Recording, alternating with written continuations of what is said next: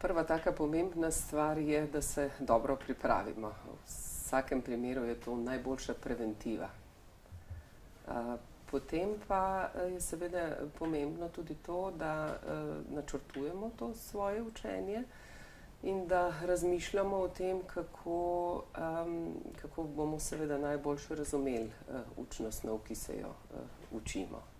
No, ko načrtujemo učenje, je seveda dobro, da upoštevamo tiste pravila učenja, ki pripomorejo k najboljšemu učnemu rezultatu. Ena od takih stvari je seveda to, da moramo večkrat ponoviti stvari. To je prvo tako pravilo, to lahko naredimo na različne načine, ni potrebno, da delamo to vedno dobesedno.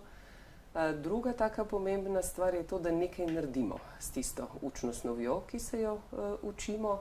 Lahko se pogovorimo s svojim sošolcem, lahko se učimo skupaj, lahko postavimo kakšno vprašanje v zvezi s tem, kar se učimo ali kar predelujemo, lahko naredimo povzetek.